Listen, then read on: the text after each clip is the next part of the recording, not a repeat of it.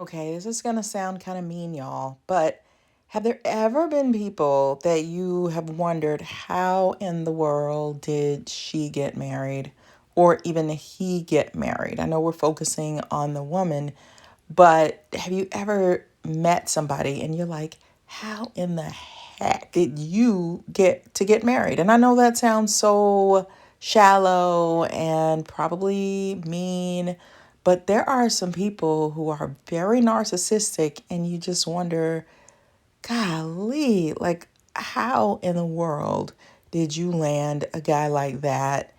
And you are such a difficult person. Think about it. Do you know anybody like that? And as mean and as callous as that may sound, that's what I want to explore with you guys today. And if you have answers to that, please let me know because there are some folks out there that are partnered up and you're like, golly, you don't know whether to feel sorry for the guy or the girl or to be a little envious. Like, what? In the intricate dance of masculine and feminine dynamics, it's a perplexing phenomenon that some narcissistic women effortlessly attract devoted partners.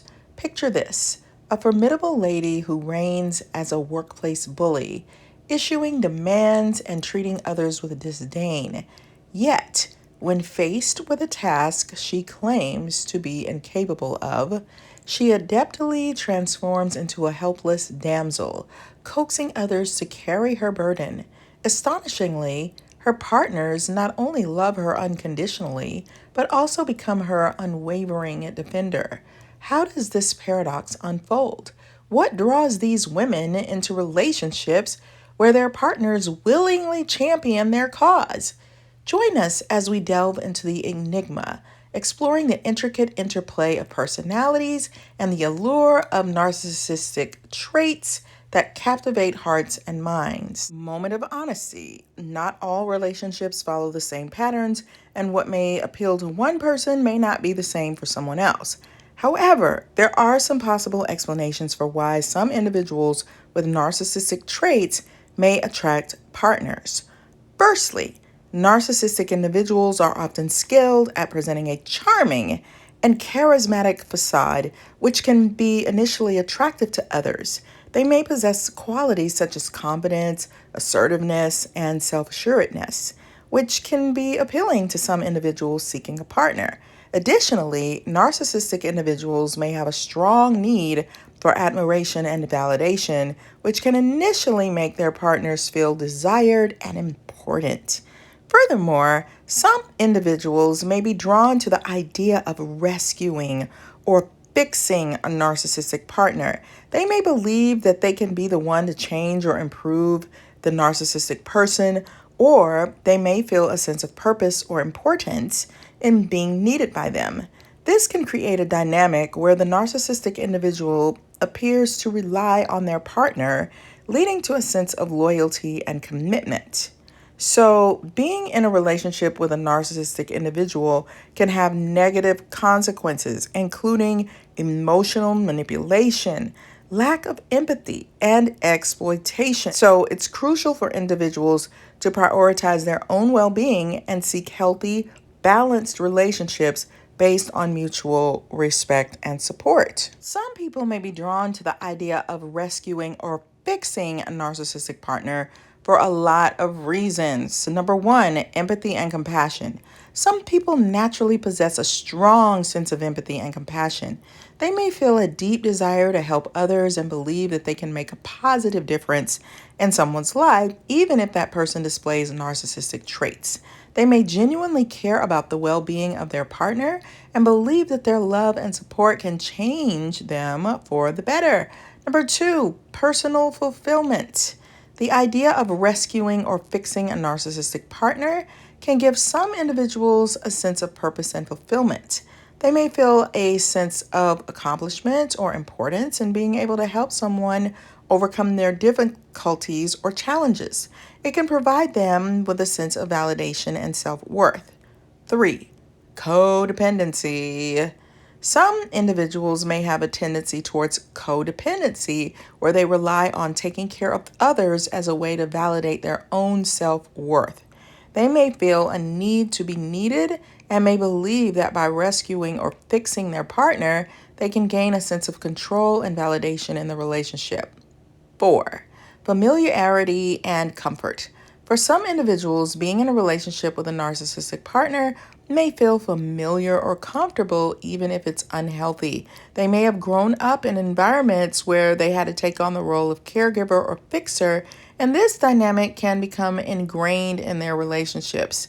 They may be unconsciously drawn to partners who exhibit narcissistic traits due to the familiarity of the dynamic. That's a reason why we all need to go deeper into our psyche, look at your family of origin, see if there was any toxicity. Of course, there are no perfect households or families.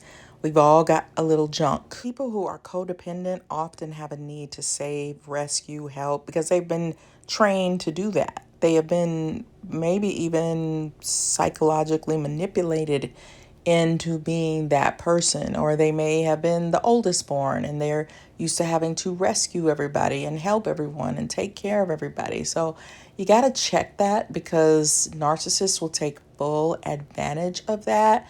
I know people in narcissistic relationships that are absolutely exhausting because a narcissist doesn't have much motivation to change because they're happy with the way things are.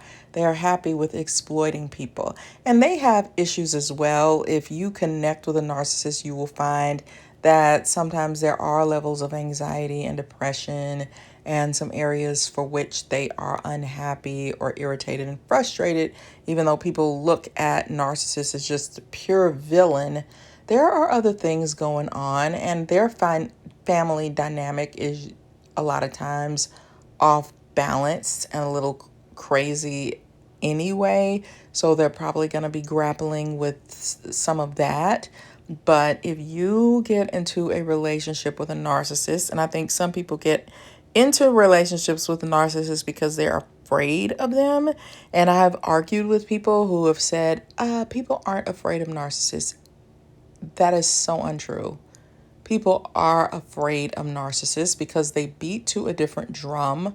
You're not trained on how to deal with them. And so it's easier to get them off your back by being kind and not rejecting them. If you reject a narcissist, sometimes you're going to bring out a monster. And there are people who end up marrying these people because they bully them into marriage, they seduce them into marriage. So the bad thing though is if you get involved with one of these people, there's a great chance that you're going to be bullied, you're going to be exhausted. The way they raise your children could potentially be very damaging and awful. And so now you got to spend your life trying to protect your kids and save your kids and protect them from this person that is supposed to be the person that you trust the most. So there's a lot of toxicity that can be involved. So we're about to go even deeper into this topic. So if you haven't subscribed, I think you should, because I'm always going to go deeper. I'm going to look at things from different angles, and I try to put myself in the shoes of everyone so that we can figure this thing out together, because you got to learn how to cope with these folks. So let's talk about why a man might fiercely defend his narcissistic wife. Number one, loyalty and love. Despite their partner's narcissistic behavior, some people may deeply love their spouse and feel a sense of loyalty towards them. They may defend their wife because they genuinely care about her and want to protect her, regardless of her flaws. Two, fear of confrontation. Confronting a narcissistic partner can be challenging and emotionally draining. Some people may choose to defend their wife to avoid conflict or the negative consequences that may result from challenging her behavior. They may believe that defending her is the easiest way to maintain peace in the relationship. 3. Emotional manipulation. Narcissistic individuals are often skilled at manipulating people, including their partners. They may use emotional tactics such as guilt tripping, gaslighting, or playing the victim to make their spouse feel responsible for their behavior. As a result, the husband may feel compelled to defend his wife as a means to protect himself from her manipulation. 4. Dependency and fear of abandonment. In some cases, the husband may be financially or emotionally dependent on his narcissistic wife. He may fear losing his stability, security, or the relationship itself if he were to challenge her behavior or leave her.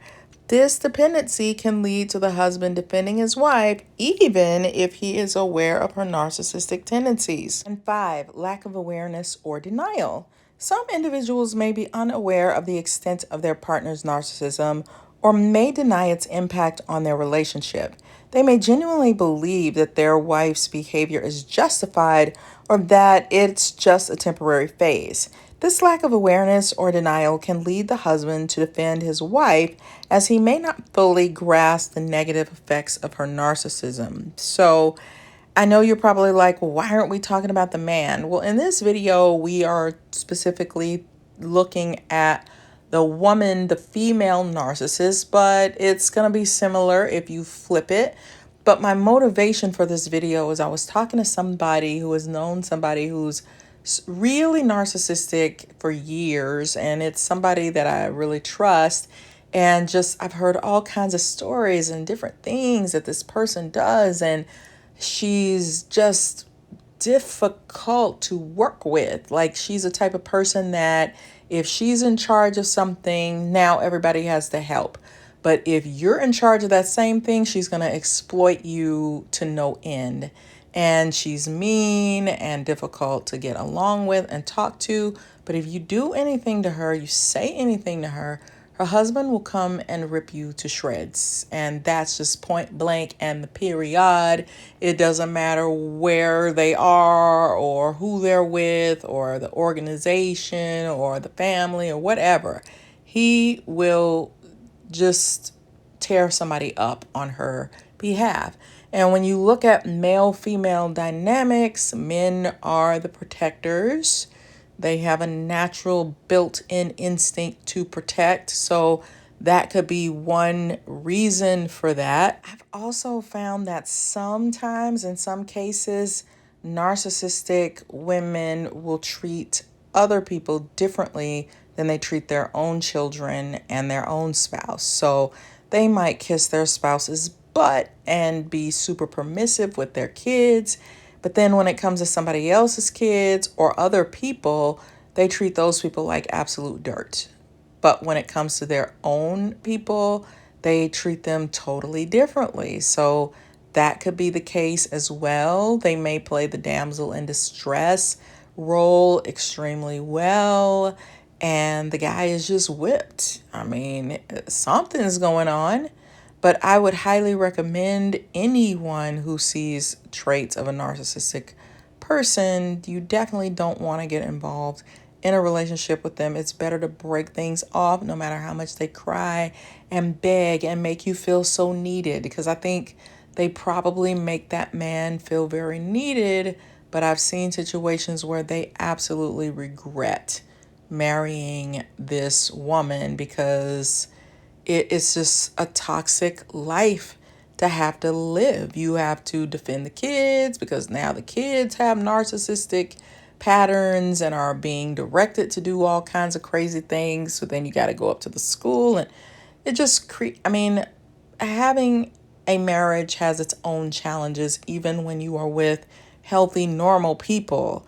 So that's why we got to learn about narcissists. And that's why I wrote a book about narcissism, because I want to help people. To me, it's very important.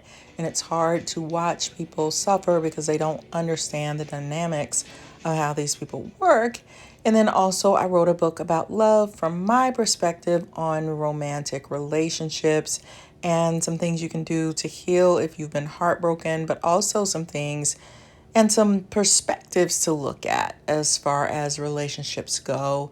But yeah, I think it's a fun read. And I also wrote a book called From ENFJ with Love, in case you're into Myers-Briggs personality types like I am. So I just love going into the minds of people and understanding them better, because I like helping people in that way. So I'm hoping that I can help you guys Thanks for watching with me, and let me know if you know of anybody in a situation like this, because I'm trying to figure this stuff out too. So I'll see you in the next one. Bye.